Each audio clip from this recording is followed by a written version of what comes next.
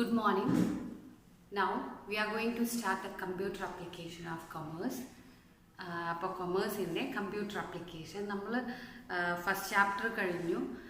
First ചാപ്റ്ററിലുള്ള കുറച്ച് ഭാഗങ്ങൾ അതിൻ്റെ പ്രാക്ടിക്കൽ മീൻസ് പ്രോഗ്രാം അങ്ങനെയുള്ള കാര്യങ്ങളൊക്കെ ചെയ്ത് ഏകദേശം ഒരു 2-3 പ്രോഗ്രാമുകൾ അന്നേ ചെയ്തു.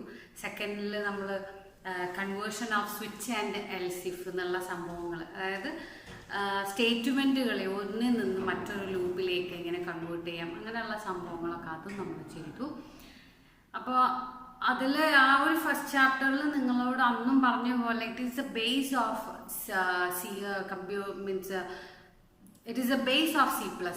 C++ൻ്റെ അടിസ്ഥാന ഘടകങ്ങളായിട്ടുള്ള കുറച്ച് കാര്യങ്ങളാണ് ഇതിൽ വരുന്നത്. So you have to take it as an important point or important chapter. First chapter നല്ലോണം ആ ടോക്കൺസും ക്യാരക്ടർ സെറ്റൊക്കെ അന്ന് പറഞ്ഞ പോലെ തന്നെ അതിൻ്റേതായിട്ടുള്ളൊരു മീനിങ് ആയിട്ടുള്ളൊരു സംഭവത്തിൽ എടുത്താൽ മാത്രമേ നമുക്ക് ബാക്കിയുള്ള കാര്യങ്ങളും കൂടെ അതിന് ഒക്കെ ഇന്റർ കണക്റ്റഡ് ആണ്. Everything is interconnected. So you have to be aware of what you have studied earlier. എന്നാൽ മാത്രമേ അത് ബാക്കി അല്ലെങ്കിൽ അതെന്താണെന്നുള്ളത് മനസ്സിലാക്കാൻ നമുക്ക് കഴിയുള്ളൂ. So now it's the time for starting second chapter array എന്നുള്ള സെക്കൻഡ് ചാപ്റ്റർ നമ്മൾ തുടങ്ങിക്കഴിഞ്ഞു. അപ്പോൾ സെക്കൻഡ് ചാപ്റ്റർ array എന്ന് പറയുന്നത് ഞാൻ അന്ന് പറഞ്ഞിരുന്നു, it is a collection of related files, ഒന്നിനോട് കണക്റ്റഡ് ആയിട്ടുള്ള അല്ലെങ്കിൽ എല്ലാം ഒരു സെറ്റായിട്ടുള്ള കുറേ ഡാറ്റകൾ, ആ ഡാറ്റകളുടെ കൂട്ടം, അതാണ് array എന്ന് പറയുന്നത്. അതിൻ്റെ യൂസസ് പറഞ്ഞിരുന്നു, അഡ്വാൻറ്റേജസ് പറഞ്ഞിരുന്നു. അപ്പോൾ അഡ്വാൻറ്റേജ് ഒക്കെ നമുക്കറിയാം. ഒരേ സെറ്റ് ആയിട്ടുള്ള അല്ലെങ്കിൽ ഒരേ ഡാറ്റ ടൈപ്പിലുള്ളതാണെങ്കിൽ നമുക്ക് എന്ത് ചെയ്താൽ മതി, ഒരൊറ്റ വേർഡിൽ അല്ലെങ്കിൽ ഒരൊറ്റ സിൻടാക്സ് കൊണ്ട് നമുക്കത് മനസ്സിലാക്കാവുന്നേ ഉള്ളൂ. ഒറ്റ ലൈനിൽ 100-ഓ 200-ഓ കുട്ടികളുടെ ഒറ്റ ഒരു ലിസ്റ്റ് അതൊന്നിച്ച് നമുക്കതിൽ കൊടുക്കാം. ഓരോന്നായി വേറെ സെപ്പറേറ്റ്ലി കൊടുക്കാതെ തന്നെ നമുക്കെല്ലാം കൂടെ ഒന്നിച്ച് ഒറ്റ ഒരു സംഭവത്തിൽ അല്ലെങ്കിൽ ഒറ്റ ഒരു ലൈനിൽ തന്നെ ഇൻക്ലൂഡ് ചെയ്യാൻ പറ്റുന്ന ഒരു ഫെസിലിറ്റി ഈ പറഞ്ഞിട്ടുള്ള array പ്രൊവൈഡ് ചെയ്യുന്നുണ്ട്. മെമ്മറി ലൊക്കേഷനിൽ അറേഞ്ച് ചെയ്യുകയാണെങ്കിൽ it will B same type of elements, ഒരേ തരത്തിലുള്ള എലമെൻറ്റുകളായിരിക്കും ആ മെമ്മറി അലോക്കേറ്റ് ചെയ്യുന്നത്. അപ്പോൾ എവിടെയെങ്കിലും ഒരു തരത്തിലുള്ള ഡാറ്റ ടൈപ്പിലാണെങ്കിൽ അത് ബാക്കിയുള്ളത് മുഴുവനും അതിൽ ഒരു സ്പെസിഫിക് അല്ലെങ്കിൽ അതിൽ നമ്മൾ മനസ്സിലാക്കേണ്ട ഒരു കാര്യം എന്ന് പറഞ്ഞാൽ it will B starting from 0 itself. 0 എന്ന് പറയുന്നത് അത് അന്ന് പറഞ്ഞ സമയത്ത് പറഞ്ഞതാണ്, ഡിജിറ്റൽ നമ്പർ സിസ്റ്റം എന്ന് പറയുന്നതിലും 0 is the first digit which we are counting. തുടങ്ങുന്നത് 0-ൽ നിന്ന് തന്നെയാണ്. 0 to 9 എന്ന് പറയുന്നതാണ് ഡെസിമൽ നമ്പർ സിസ്റ്റം. അതിൽ 10 ഡിജിറ്റാണ്. അപ്പോൾ 10 ഡിജിറ്റ് വരുന്നത് എങ്ങനെയാണ്? 0 to 9 ആണ്, 1 to 9 അല്ല, അല്ലെങ്കിൽ സ്റ്റാർട്ടിങ് 1 അല്ല. സ്റ്റാർട്ടിങ് വാല്യൂ എന്ന് പറയുന്നത് 0 ആണ്. സോ ആ ഒരു പ്രൊസീജിയർ അല്ലെങ്കിൽ ആ ഒരു മെത്തേഡ് തന്നെയാണ് ഇവിടെയും ഇത് പോരുന്നത്, അല്ലെങ്കിൽ നമ്മളത് കണ്ടിന്യൂ ചെയ്യുന്ന അല്ലെങ്കിൽ നമ്മൾ പ്രൊസീജിയർ ബാക്കിയുള്ളതും നമ്മൾ യൂസ് ചെയ്യുന്നത് ആ ഒരു സെയിം തന്നെയാണ്. array എന്ന് പറയുന്നതിൻ്റെയും starting value which it is counting is also 0 തന്നെയാണ് അതിലെ ഫസ്റ്റ് വാല്യൂ എന്ന് പറയുന്നത്. അപ്പം ഇതിൽ എളുപ്പത്തിൽ ഒന്നിച്ച് ഒരേ തരത്തിലുള്ളത് പിന്നെ ഇൻക്ലൂഡ് ചെയ്യുക അല്ലെങ്കിൽ കൈകാര്യം ചെയ്യാൻ എളുപ്പം ആണ് ഈ array എന്നുള്ളതൊക്കെ ഞാൻ കഴിഞ്ഞ ക്ലാസ്സിലേ പറഞ്ഞു, അല്ലെങ്കിൽ array എന്ന് പറയുന്ന ആ ക്ലാസ്സിൽ പറഞ്ഞിട്ടുണ്ടായിരുന്നു. അതിൽ തന്നെ ഡിക്ലെയറിങ് array എന്നുള്ളൊരു സംഭവം വരുന്നുണ്ട്. Declaring array, how to declare array, അതിൻ്റെ സിൻടാക്സും കഴിഞ്ഞൊരു വീഡിയോയിൽ. അപ്പം ഇനി ആർക്കെങ്കിലും സിൻടാക്സിൽ ഡൗട്ട് ഉണ്ടെങ്കിൽ you can take that part. ആ ഒരു കഴിഞ്ഞതല്ല, അതിൻ്റെ തൊട്ട് മുന്നത്തെ പാർട്ടിലാണ് നമ്മൾ array എന്ന് പറയുന്നതിൻ്റെ സംഭവങ്ങൾ കംപ്ലീറ്റും എക്സ്പ്ലെയിൻ ചെയ്തിട്ടുള്ളത്. അപ്പോൾ അതിൽ വിത്ത് എക്സാമ്പിൾ അല്ലെങ്കിൽ ബോർഡിൽ റൈറ്റ് ചെയ്തിട്ട് തന്നെ I have given all the things there in that class. So you can refer that class also. Okay. അപ്പോൾ അതിൽ ഡാറ്റ ഡിക്ലെയർ അല്ലെങ്കിൽ array ഡിക്ലെയർ ചെയ്യാനുള്ള സിൻടാക്സ് പറഞ്ഞിരുന്നു. അതിൽ ആദ്യം ഡാറ്റ ടൈപ്പ്, ഏത് തരത്തിലുള്ള ഡാറ്റ ടൈപ്പാണ്. Maybe it will be int, char, അങ്ങനെ ഏതും ആവാം. ഞാൻ പറഞ്ഞിരുന്നു ഖെയർ അല്ലെങ്കിൽ ചാർ എന്ന അങ്ങനെ different pronunciations are there. So അത് യൂസ് ചെയ്യാം. പിന്നെ അതിൽ തന്നെ അതിനൊരു അറേക്കൊരു പേര് കൊടുക്കണം, അറേ നെയിം കൊടുക്കണം. അതൊരു സ്പെസിഫിക് നെയിം കൊടുക്കണം. ഈ അറേ എന്ന് പറയുന്നതിനെ സ്പെസിഫൈ ചെയ്യുന്നതിന് വേണ്ടി ഒരു പേര് കൊടുക്കണം. Then it shows the next thing is size. അതിൻ്റെ സൈസ് എത്ര വെച്ചിട്ടാണ്, എത്ര സൈസ് വെച്ചിട്ടാണ് എന്നുള്ളതും.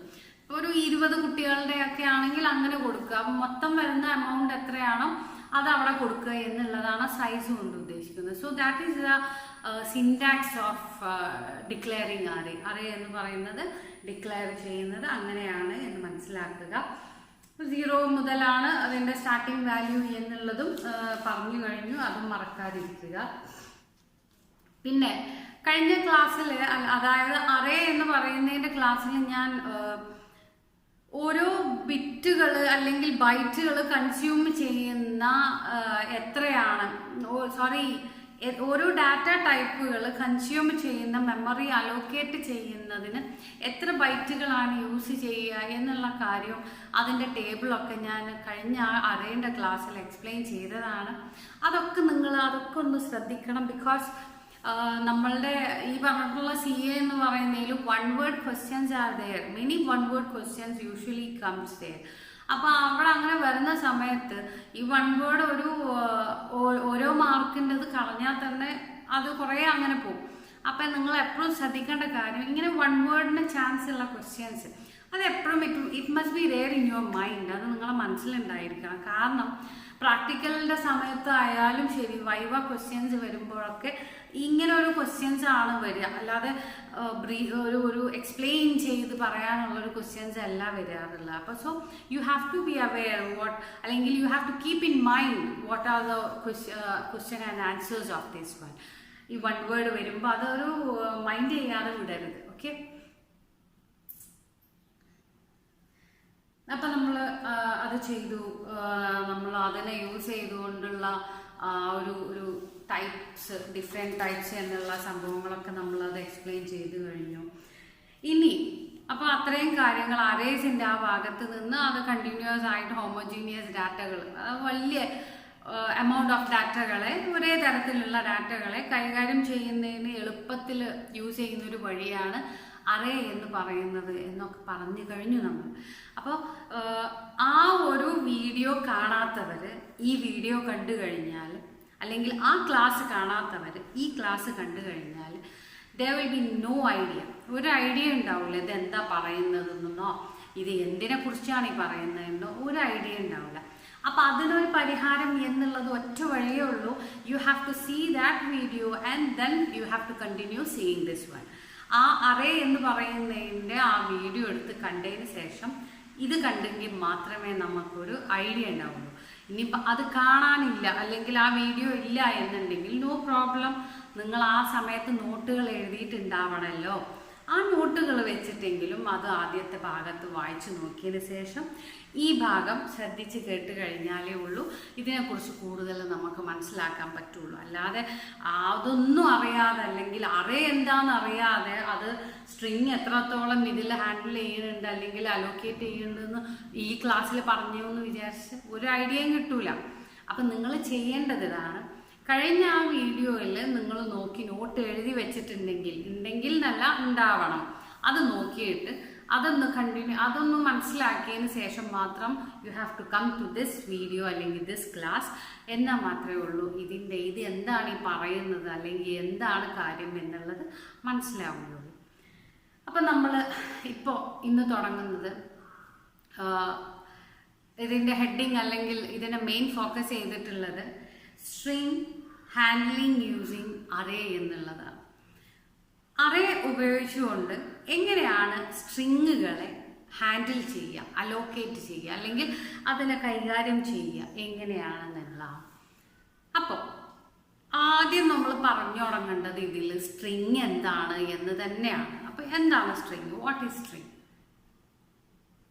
അറിയുന്ന കാര്യം തന്നെയാണ്. ഡബിൾ ഇൻവേർട്ടഡ് കോമേൻ്റെ ഉള്ളിൽ വരുന്നത്, ഡബിൾ ഇൻവേർട്ടഡ് കോമ, 2 കോമകളായി വരുന്ന ഡബിൾ ഇൻവേർട്ടഡ് കോമേൻ്റെ ഉള്ളിൽ വരുന്ന കാര്യങ്ങളാണ് നമ്മൾ സ്ട്രിങ് എന്ന് പറയുന്നത്. Even if it is numbers also it will be converted to string. അത് നമ്മൾ 0, 1, 2, 3 എന്നോ അല്ലെങ്കിൽ എന്തെങ്കിലും നമ്പേഴ്സ് കൊടുത്തു എന്ന് വിചാരിക്കുക.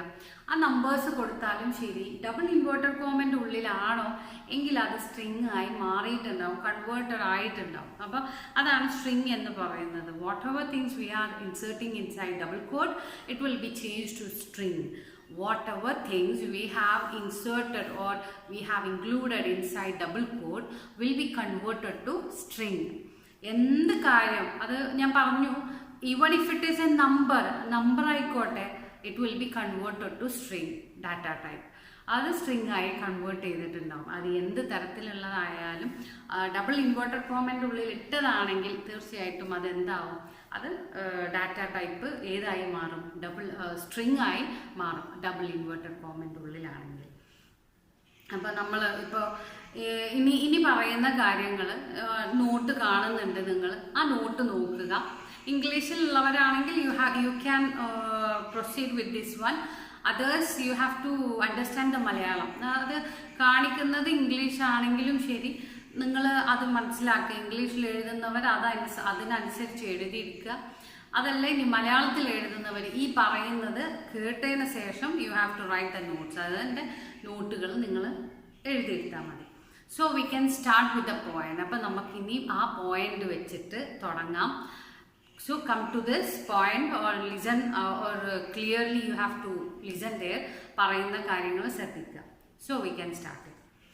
String handling using array എന്നുള്ളതാണ്. A sequence of character within a pair of double quote. ഇപ്പോൾ നേരത്തെ പറഞ്ഞ പോലെ തന്നെ a sequence of character within a pair of double quote. ഒരു pair means you can know, നിങ്ങൾക്ക് അറിയാം പെയർ ഓഫ് ഡബിൾ കോട്ട്. ഒരു ഡബിൾ കോട്ടിൻ്റെ പെയറിൻ്റെ ഉള്ളിൽ, പെയർ മീൻസ് ഒരു ജോഡി എന്ന് പറയുന്നത്, നമ്മൾ pair of shoe, pair of chappal എന്ന് പറയുന്നത് ഒന്നൊറ്റക്കല്ല, രണ്ടെണ്ണം വരും. So that is the same meaning here also.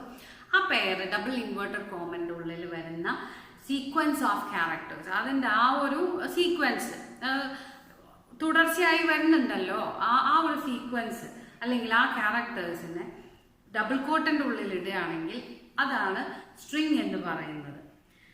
ഇനി നമുക്ക് ആ ഒരു ഇതിൽ വരുന്ന എക്സാമ്പിൾ നോക്കാം. ഇവിടെ നിഖേത് എന്നൊരു പേര് നമുക്ക് കൺസിഡർ ചെയ്യാം. NIKETH. ഇതിൽ 6 ക്യാരക്ടേഴ്സ് ഉണ്ട്. Is it right?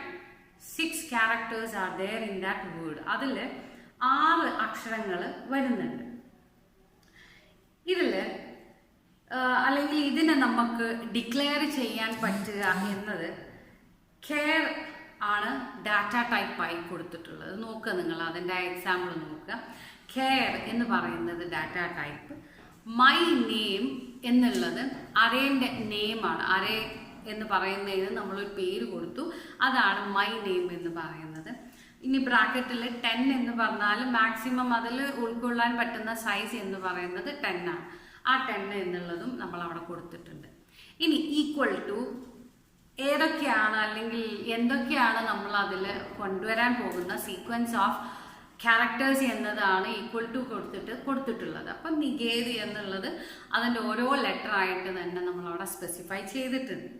അപ്പം ഇത്രയും വാക്കുകൾ നമ്മൾ ഇതിൻ്റെ ഉള്ളിലേക്ക് കൊണ്ടുവരാൻ വേണ്ടിയാണ് കെയർ അതിൻ്റെ ഡാറ്റ ടൈപ്പ്, മൈ നെയിം എന്നുള്ളത് അതിൻ്റെ അറേ നെയിം, പിന്നെ വരുന്നത് അതിൻ്റെ സൈസായിട്ട് 10 എന്ന് കൊടുത്തു. മാക്സിമം ഇറ്റ് ക്യാൻ ഹോൾഡ് 10 ക്യാരക്ടേഴ്സോ അങ്ങനെയാണ് നമ്മൾ അതിൽ കൊടുത്തിട്ടുള്ളത്.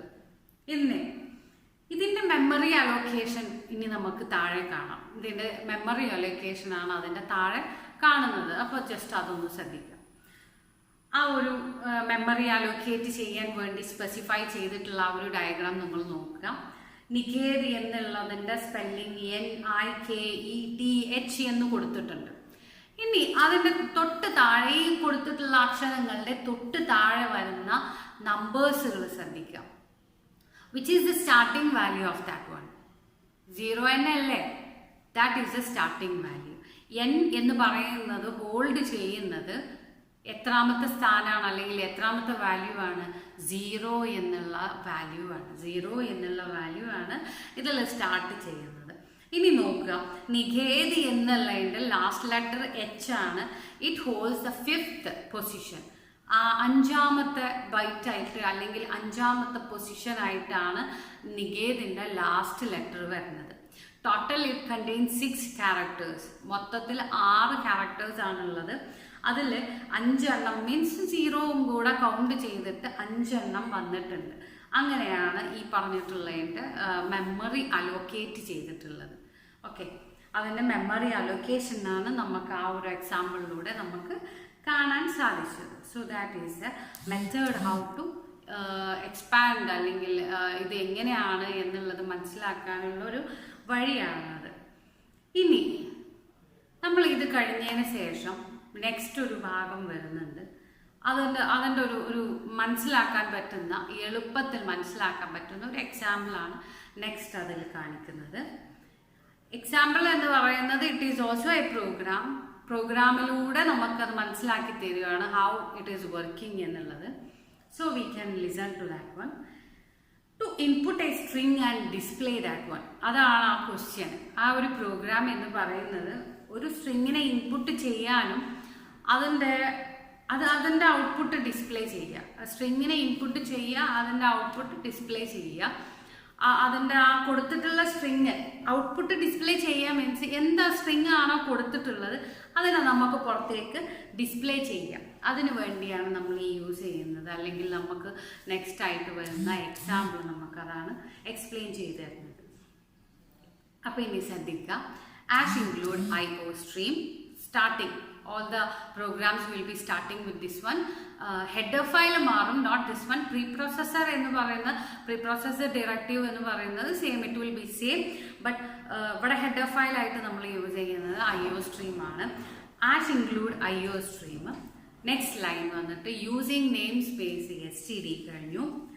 ഇവിടെ മെയിൻ ഫംഗ്ഷൻ എന്ന് പറയുന്നത് ഇൻഡ് എന്നതാണ്.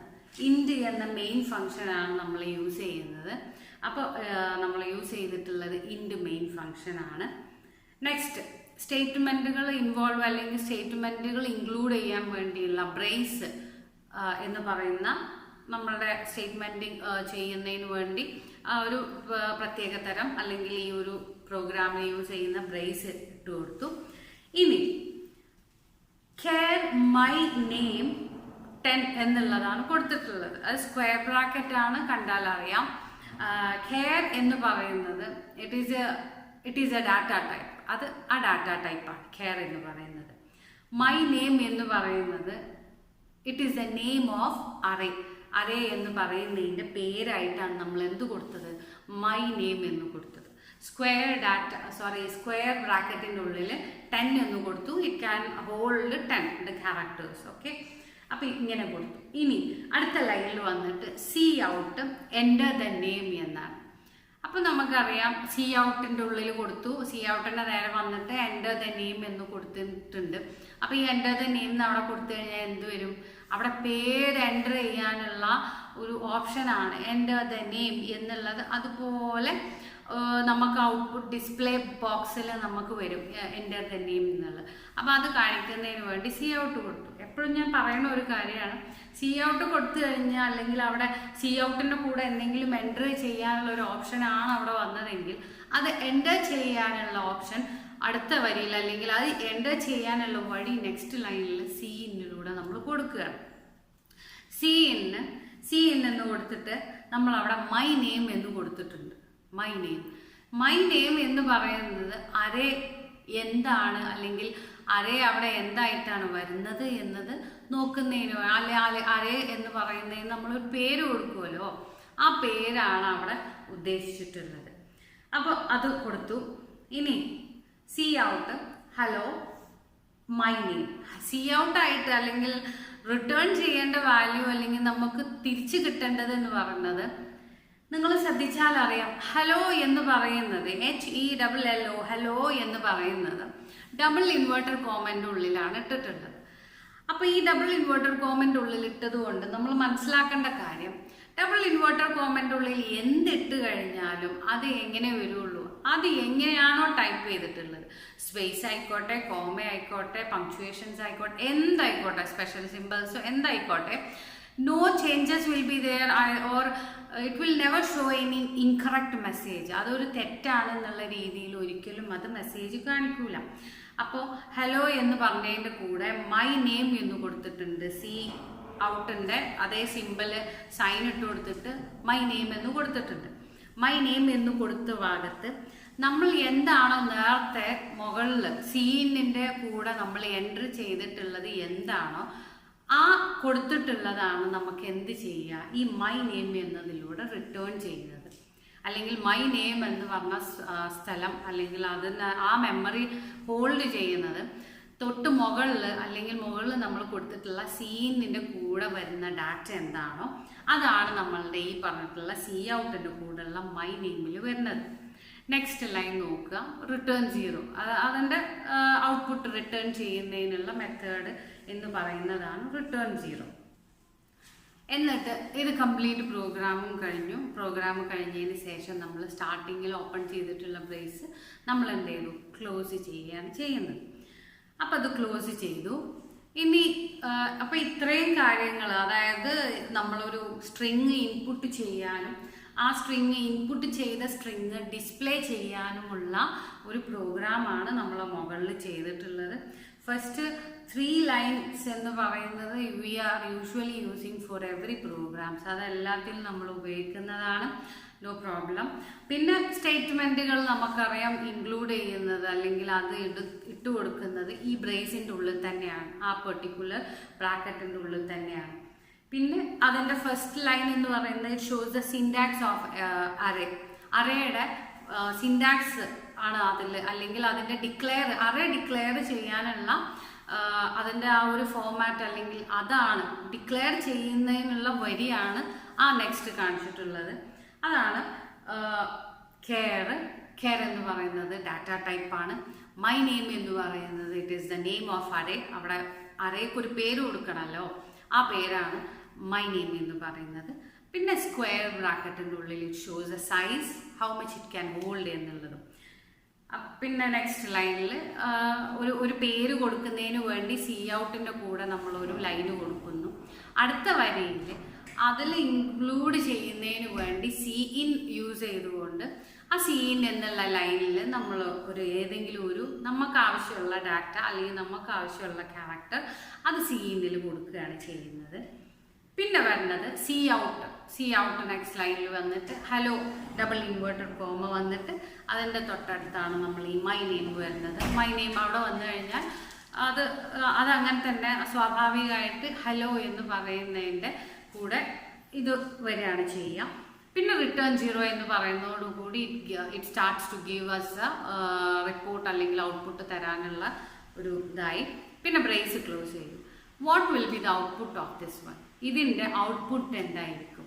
അപ്പോൾ പിന്നെ ഈ ഒരു പ്രോഗ്രാമിൻ്റെ ഔട്ട്പുട്ട് ഇങ്ങനെയൊക്കെ കൊടുത്തു കഴിഞ്ഞാൽ, അപ്പോൾ നിങ്ങൾ കൊടുത്തിട്ടുള്ളത് നിങ്ങളുടെ പേരാണെങ്കിൽ if you have given your name as the see in my name എന്നുള്ള മൈ നെയിമിൻ്റെ സ്ഥലത്ത് നിങ്ങളുടെ പേരാണ് നിങ്ങൾ അവിടെ സിസ്റ്റത്തിൽ ടൈപ്പ് ചെയ്തിട്ടുണ്ട് ഉള്ളത് എന്നുണ്ടെങ്കിൽ what will be the output at the last? അതാണ് ഇപ്രാവശ്യത്തെ നിങ്ങളുടെ അസൈൻമെൻറ്റ് എന്ന് പറയുന്നത്. കംപ്ലീറ്റ്ലി ഈ ഒരു പ്രോഗ്രാം നിങ്ങൾ നോട്ടിൽ എഴുതിക്കൊള്ളണം. അതിൻ്റെ ലാസ്റ്റ് ഭാഗത്ത് ഔട്ട്പുട്ട് എന്ന് എഴുതിയതിന് ശേഷം you have to give the output whatever you have getting. അതിന് ഓരോ ലൈനുകളും വ്യക്തമാക്കി അല്ലെങ്കിൽ ശ്രദ്ധിച്ച് നോക്കിക്കഴിഞ്ഞാൽ നിങ്ങൾക്ക് മനസ്സിലാവും ഇതിൻ്റെ ഔട്ട്പുട്ട് എന്തായിരിക്കും വരിക എന്നുള്ളത്. അത് തെറ്റായാലും ശരിയായാലും നിങ്ങൾ അതിൻ്റെ ഔട്ട്പുട്ട് അയച്ചു തരിക. ആ ഔട്ട്പുട്ട് അയക്കുന്ന സമയത്ത് ഇൻകറക്റ്റ് ആണെങ്കിൽ I will give the answer that time itself. അപ്പോൾ അതിനൊന്നും തെറ്റും ശരിയും അല്ലെങ്കിൽ തെറ്റിപ്പോവോ എന്ന് വിചാരിച്ച് അയക്കാതിരിക്കരുത്. You have to send me the reply.